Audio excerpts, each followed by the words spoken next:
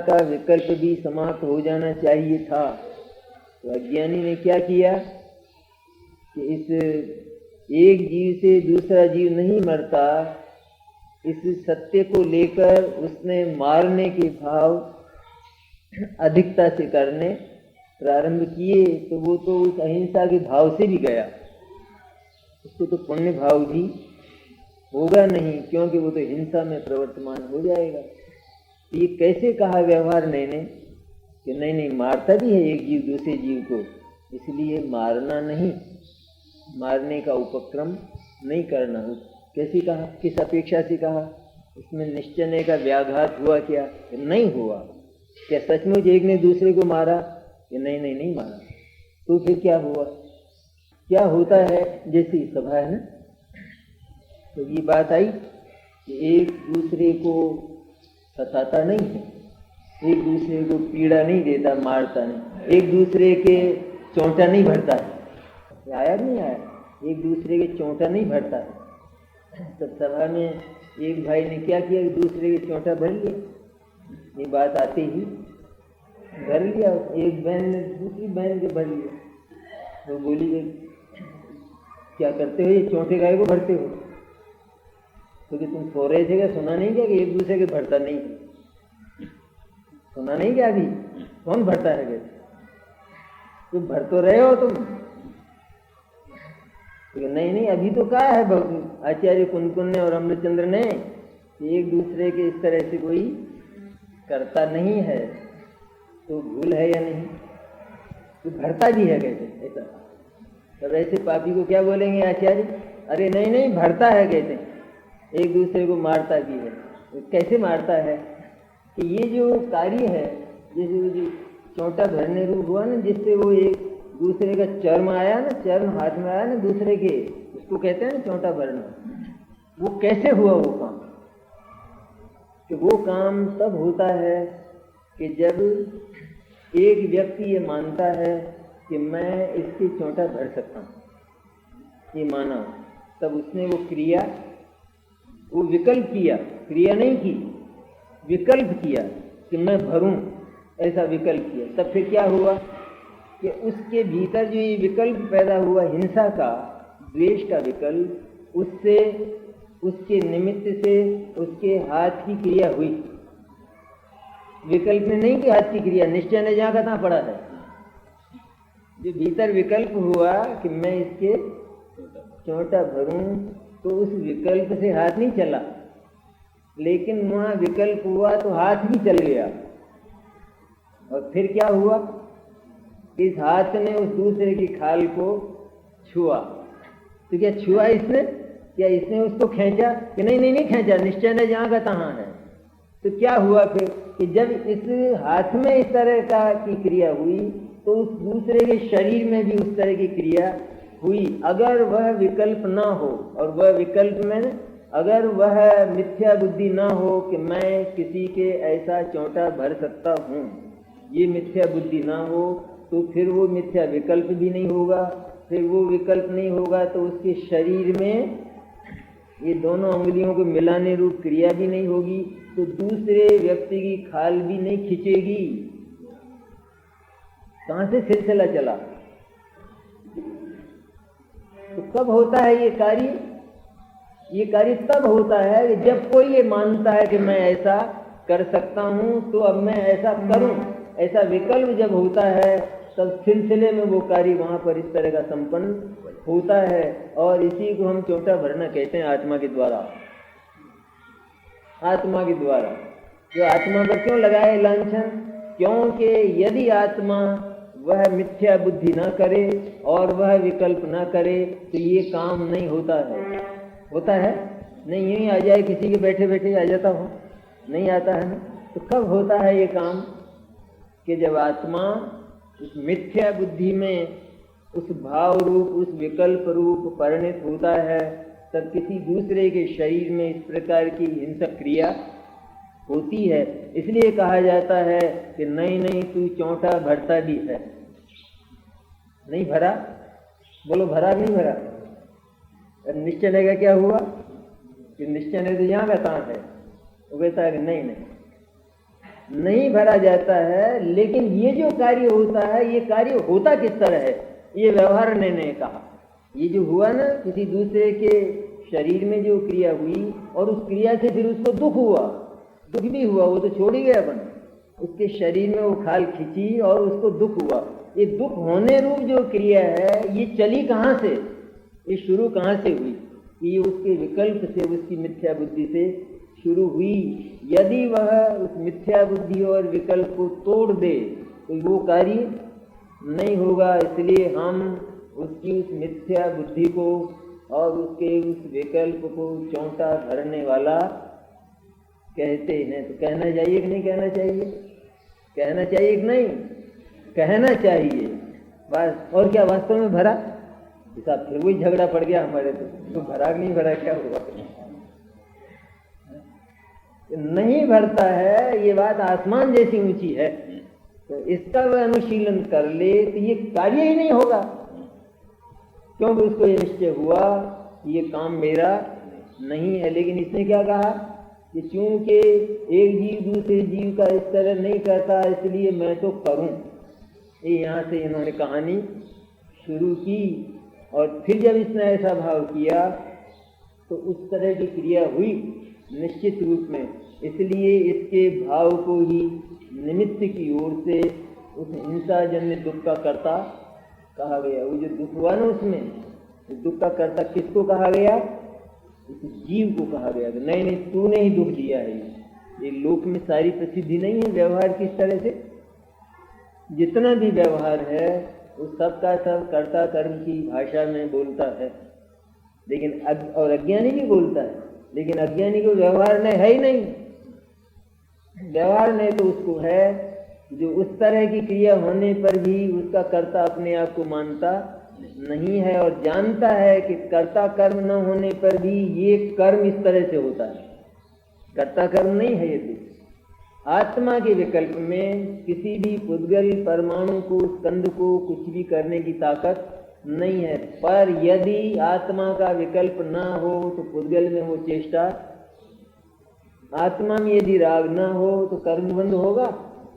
यद्यपि कर्म आत्मा के कुछ लगते नहीं हैं और आत्मा के परिणाम का कर्म का कोई संबंध नहीं है। ये चेतन है और वो अचेतन है, दोनों में कर्ता कर्म है ही नहीं। लेकिन आत्मा यदि मिथ्या दर्शन और राग न करे तो कर्म का बंध होता है। कर्माण वर्ण कर्मरूप बनती है? नहीं बनती। इसलिए आचार्य कहते हैं, हम ये कहते हैं कि तूने कर्म बांधे हैं, क्योंकि तू यदि वह भाव न करे तो कर्म बनते ही नहीं। इसलिए तूने कर्म बांधे, हम ऐसा कहते हैं। और यह बात कतई मिथ्या नहीं है। कतई मिथ्या नहीं है मैंने क्या, अर्थात यह काम जब तू अपने में मिथ्या दर्शन करता है तो कर्माण वर्गणा में कर्म रूप परिणति होती है, अन्यथा नहीं होती, होती नहीं अन्यथा। इसलिए हम तेरे इस परिणाम को ही उसका कर्ता कहते हैं। लेकिन वस्तु व्यवस्था यही है, एक दूसरे का कर्ता कभी होता नहीं है। जो इस सत्य को जान लेता है तो वह फिर कर्तृ कर्म के भाव से रीता होकर, उससे मुक्त होकर विकल्पों को भी तोड़ने लगता है। पहले तो कर्तृ कर्म का जो अज्ञान है, मिथ्या दर्शन, उसको तोड़ देता है। नहीं नहीं, कोई कर्ता किसी का होता नहीं है, मैं भी किसी का कर्ता नहीं हूँ, ऐसा जिसने जाना बहुत निर्भर हो गया। करना ही नहीं है ना, करने के लायक जगत में कोई काम है ही नहीं, ऐसा जान लेने वाला, उसको भीतर से अनंत अनुभाग समाप्त हो गया है। पाप का जो अनंत अनुभाग है मिथ्या दर्शन का, समाप्त हो गया। अब जो थोड़े बहुत विकल्प शेष हैं वे इसी बल से धीरे धीरे समाप्त होते जाते हैं, केवल एक ही बल से। मेरा कार्य तो केवल अपने स्वरूप को प्रकाशित करना और अपनी सत्ता में लीन रहना है। भगवान सिद्ध का जो काम है वो मेरा काम है। ज़्यादा विस्तार नहीं चाहिए। और आत्मा के कर्म का अगर निश्चय करना हो, ये सीधा उदाहरण है कि आत्मा का कर्म क्या, जो भगवान सिद्ध करते हैं वो आत्मा का कर्म है, बाकी नहीं। अनंत भी करते हैं वो आत्मा का कर्म नहीं। सिद्ध जो करते हैं वो आत्मा का कर्म है, उसको अपना कर्म निश्चय करे। उसको जो अपना कर्म जानता है तो वो जगत के समस्त कर्म से विरक्त हो जाता है और स्वरूप लीनता की ओर उसके चरण बढ़ते ही हैं। ये निरर्गलता थी ऐसी, व्यवहार ने वो स्वीकार न करे तो निरर्गल होता है। अर्थात संक्षेप में एक जीव दूसरे जीव का हंता वध करने वाला नहीं होने पर भी जब जीव अपने आप को दूसरे का हंता जानता है, मानता है, तो उसमें दूसरे के हनन का विकल्प होता है और उसके हनन के विकल्प के निमित्त से दूसरे को तकलीफ भी होती है। इस तरह की हिंसा अनिवार्य रूप से होती है। इसलिए एक जीव दूसरे जीव को दुख देता है, ये बात भी सत्य है, सर्वथा असत्य नहीं है। तो जो इसको जानता है वो क्या करता है, यद्यपि एक दूसरे का हंता नहीं है तो भी यदि मैं हनन का विकल्प करता हूँ तो दूसरे को तकलीफ होती है, हिंसा का भाव होता है। इसलिए मुझे वो भाव नहीं करना, उस भाव से विरक्त होना। इस तरह वास्तविक अहिंसा का पदार्पण जीवन में होता है।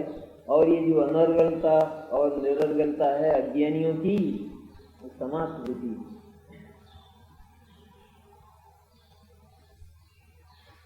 तो तथापि अर्थात लोक आदि कारणों से बंध नहीं कहा और राग आदि से ही बंध कहा है।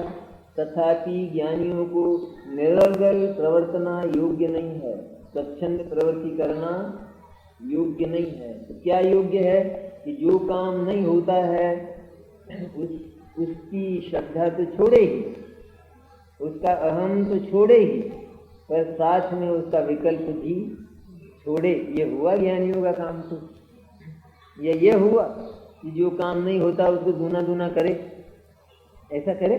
नहीं होता है तो उसको दूना दूना करे। ये पत्थर नहीं उठता तो उसको बार बार उठाए, ये करे। तो नहीं उठता तो उठाओ ना बार। तो वो उठने वाला नहीं है, तुम्हारी मेहनत व्यर्थ जाने वाली है, इसलिए उससे विराम लो।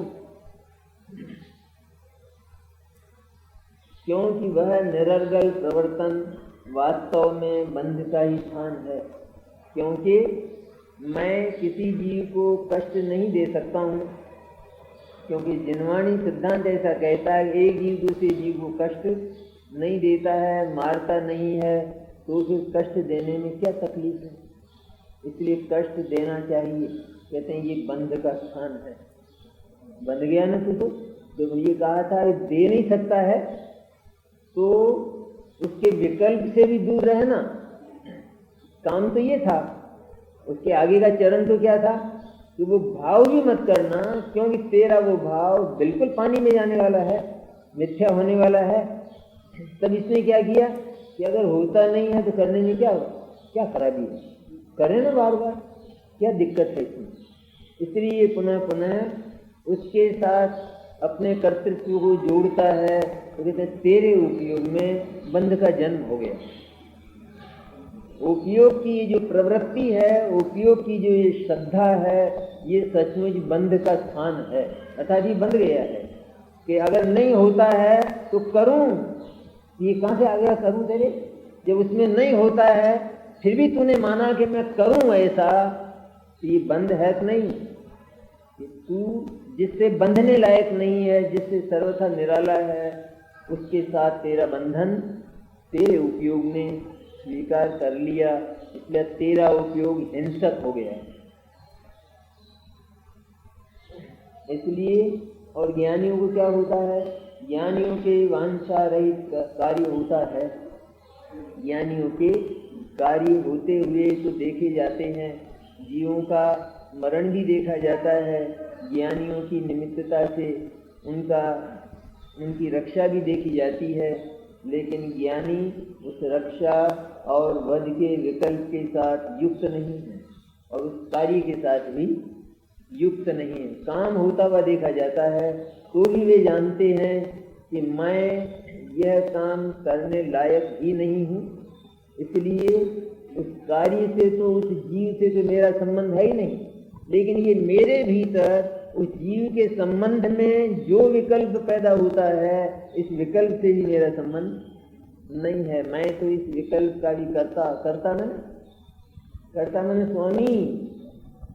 इस विकल्प अपने स्वरूप की खुमारी से निरंतर उस विकल्प को भी तोड़ते रहते थे, पुनः पुनः विकल्प को भी नहीं शोधते, विकल्प की तरफ भी पुनः पुनः उनका उपयोग जाता हो ऐसा नहीं है, लेकिन जान लिया ने एक बार कि इतना विकल्प अभी बाकी है। और विकल्प का क्षय केवल निर्विकल्प अर्थात अकर्ता के अवलंबन से होता है। ये रास्ता जाना ज्ञानियों ने, इसलिए पुनः पुनः विकल्प का विकल्प नहीं करते, क्योंकि विकल्प का विकल्प करना भी वृथा है, व्यर्थ है। विकल्प के विकल्प से डबल विकल्प पैदा होता है। मैं विकल्प का क्षय करूं, ये भी विकल्प है, तो तूने विकल्प ही किया, तू निर्विकल्प नहीं हो सका। तो क्या करें? कहते हैं इस विकल्प को अपने स्थान पर रहने दो, जहां का तहां रहने दो, इसकी ओर देखना भी तुम्हारा कर्म नहीं, इसको देखो भी मत, क्योंकि तुम्हारी जो निर्विकल्प सत्ता है उसके लक्ष्य से, उसकी अनुभूति से इसका क्षय होता है। इसलिए निर्विकल्प चैतन्य का अनुभव करो तो इसका क्षय हो जाएगा। ज्ञानियों ने आदि से अंत तक का रास्ता देख लिया है, आदि से अंत तक का है, तो यहीं अभी चौथी कक्षा में, लेकिन 14वीं कक्षा के पार तक को जान लिया है। भगवान सिद्ध कैसे होते हैं, ये क्या करते हैं निरंतर, उसका स्वाद, उसका सैंपल इस ज्ञानी को आ गया है। इसलिए इसकी श्रद्धा कुमेव जैसी हो गई है, इसका ज्ञान केवल ज्ञान जैसा हो गया, इतना सा ज्ञान, एक मेंढक का ज्ञान केवल ज्ञान जैसा, सुमेर जैसी श्रद्धा, इतना साफ है ना। ज्ञान स्वच्छ कितना होना चाहिए, निर्मल हो ज्ञान, तब वो कार्य बनाने के लायक होता है। ये तो अज्ञान में हो जाता है इतना काम। सम्यक के सन्मुख मिथ्या दृष्टि है ना, इसका ज्ञान इतना साफ हो जाता है। अगर ज्ञान साफ नहीं हो तो आत्मा को कैसे ग्रहण करेगा, अनुभव कैसे करेगा? अगर ज्ञान में आत्मा का जितना आत्मा है और जो उसका स्वभाव है वह अगर निश्चित नहीं किया गया तो वो ज्ञान उसको पकड़ेगा कैसे? अनुभव में कुछ धरपकड़ होगी इधर उधर, या तो कुछ छोड़ेगा या कुछ उसमें मिलाएगा, क्या होगा? तो पहले जानना आवश्यक नहीं, और जानना तो कितने महत्व की बात है ये भी अपने समझ में आती है कि नहीं, कितना महत्वपूर्ण है वो जानना। अगर ज्ञान साफ ना हो तो वो नस्तर न मालूम कहाँ लगेगा डॉक्टर का, या तो वो शरीर के हिस्से को काटेगा या फिर वो गांठ रह जाएगी, दोनों में से कुछ न कुछ होगा। लेकिन क्योंकि संधि का पता नहीं है, इसलिए संधि में सही चोट नहीं होगी नस्तर की, उस इंस्ट्रूमेंट की चोट, इंस्ट्रूमेंट का जो प्रयोग है ना बिल्कुल सही स्थान पर नहीं होगा, या तो अपेंडिसाइटिस रह जाएगी या फिर वो मांस ही कट जाएगा भीतर का, दोनों में से कुछ न कुछ होगा। पहले साफ होना चाहिए नहीं। कितनी गरिमा रही, महत्व कितना रहा ज्ञान का, इतना ज्ञान इस अज्ञानी का भी जो सम्यक के सन्मुख होता है इसका साफ होता है, और तब वह जितना आत्मा है उतने आत्मा का आराम से अनुभव कर लेता है, उसमें न कुछ छूटा और न उसमें किसी की मिलावट हुई। इस तरह शुद्ध आत्मा की अनुभूति वो ज्ञानी कर लेता है। तो क्योंकि ज्ञानियों के वांछा रहित कर्म होता है, जो कर्म होता हुआ, जो विकल्प और उसके साथ जो क्रियाएं होती हुई देखी जाती हैं, ज्ञानी उनसे विरक्त हैं, ज्ञानी उनसे अपने आप को दूर मानते हैं, वो अपना स्वरूप स्वीकार नहीं करते। तो उनके साथ एकत्व का अनुभव, कर्तृकर्म का अनुभव न करने के कारण ज्ञानी उनसे बंधे हुए नहीं हैं, इसलिए ज्ञानियों को बंध नहीं है। कहाँ से चली बात? ज्ञानी जो विजातीय भाव हैं, जो भाव आत्मा में शामिल होने लायक नहीं हैं, तो उन भावों से ज्ञानी बंधे हुए नहीं, उन भावों के साथ ज्ञानियों को एकत्व की अनुभूति नहीं है, आत्मीयता नहीं है। तो क्या है फिर कि अनात्मीयता है वहीं आत्मा, वहीं राग, वहीं कर्म, वहीं शरीर, ये सब के सब वहीं, सारे के सारे। तो ज्ञानी को क्या है?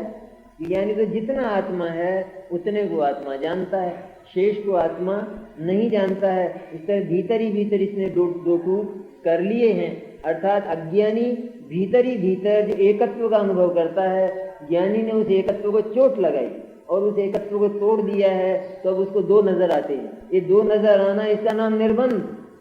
तो जो दो को दो देखता है वो बंधेगा कैसे? उसको बंद कैसे होगा? होगा बंद? नहीं होगा। बंद तो हो जाता है उसको, पर वो पुरस्कार के रूप में होता है, ऐसा बंद नहीं होता। दंड जेल खाना होता है, ऐसा नहीं होता है। वो एक जो भी व्यावहारिक बात है, वो इसमें शामिल नहीं बात, लेकिन उसको बंद कैसे होगा?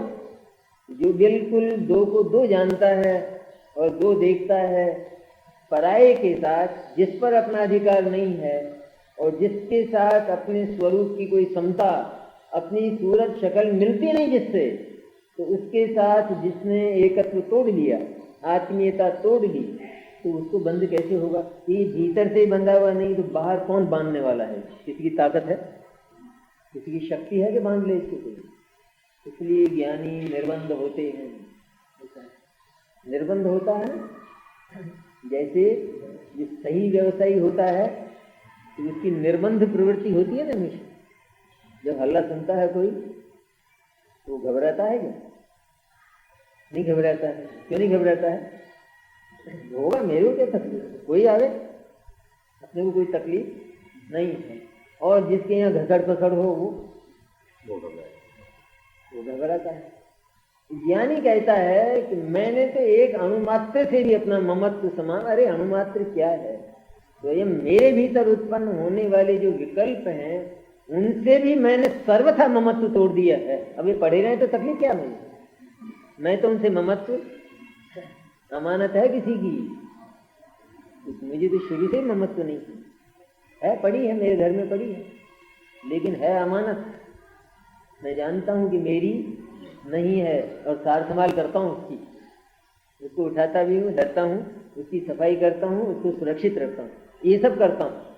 लेकिन फिर भी जरा भी मेरी नहीं है ऐसा जानता है, तो इसको सजा हो सकती है? नहीं हो सकती। हाँ, इतनी उपाधि है भाई, बाकी है कि कोई रख जाता है, अरे साहब आप रख लो, साहब पटक लो, अरे भाई नहीं, मेरे कहाँ ये दिक्कत बिना काम, अरे साहब आपके सिवाय कहाँ रखूंगा, ये दिक्कत है कि नहीं? इतनी उपाधि बाकी है, लेकिन इस उपाधि में ममत्व तो नहीं है थोड़ा भी। ये है तो सही वजन, इतना संसार ज्ञानी को भी बाकी है, लेकिन वो निर्भर कितना हो चुका है, इतना निर्भर कि इससे छूटने के लिए क्या करे? तो मुनि बन जाए और क्या करे? फिर कौन अमानत रखने आएगा?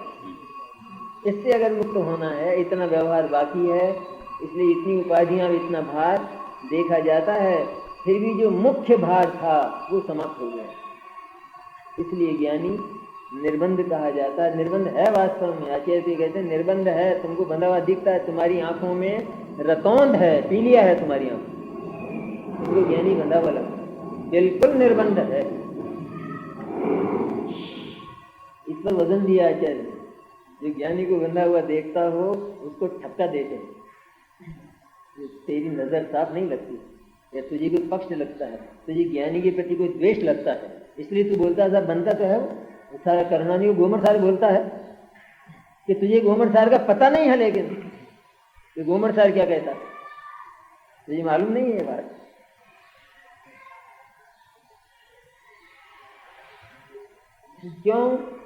क्यों निर्बंध है ज्ञानी? क्योंकि ज्ञानी सिर्फ जानता है, करता नहीं है। जो जानता है वो करता नहीं है, और जो करता है वो जानता नहीं है। ये दोनों क्रियाएं क्या विरोध रूप नहीं है? इन दोनों क्रियाओं में विरोध है। जो करता है वो जानता नहीं है, जो जानता है वो करता नहीं। याद तो हो गई बात, क्या याद हो गई? क्या है मतलब इसका? जो करता है वो जानता नहीं, क्या मतलब? क्यों भी बोलो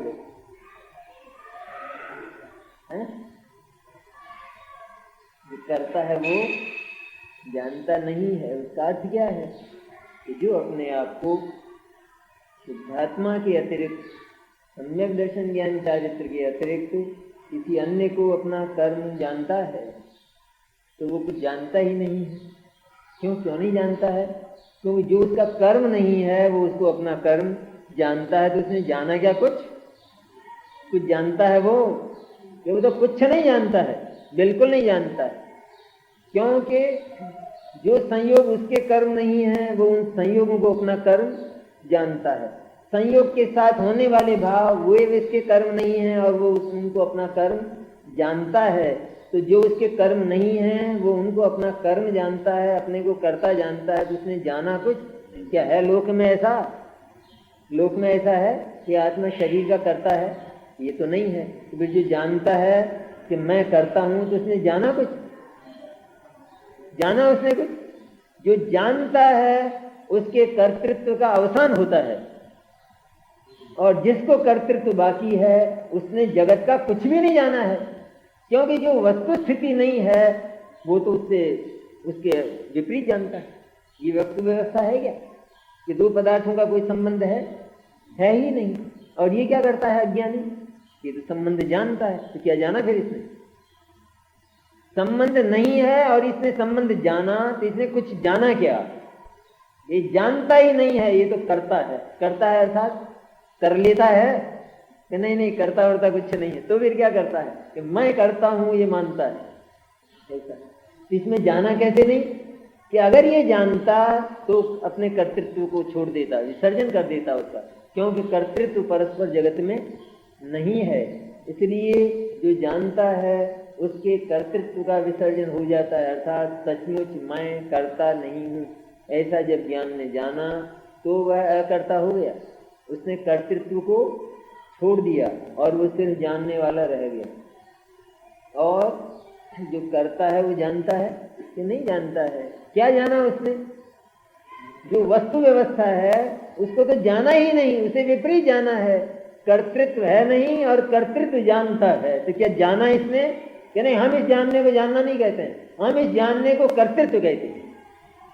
इसका दूसरा नाम है मिथ्या ज्ञान, इसका दूसरा नाम है मिथ्या दर्शन। कर्तृत्व न होने पर भी जो परस्पर कर्तृत्व जानता मानता है वह जानने वाला नहीं। क्योंकि यदि जानने वाला होता तो कर्तृत्व नहीं जानता, लेकिन कर्तृत्व नहीं होने पर भी ये कर्तृत्व जानता है, कर्ता मानता है अपने आप को, इसलिए जानने वाला नहीं है, ये तो करता है अर्थात महापापी है। यह उसका दूसरा नाम। कर्ता का दूसरा नाम क्या है? कर्ता का दूसरा नाम? महापापी। ये दोनों क्रियाएं विरोध नहीं है क्या? विरोध है इनमें। करे कर्म सोई करतारा, जो जाने सो जानम हारा।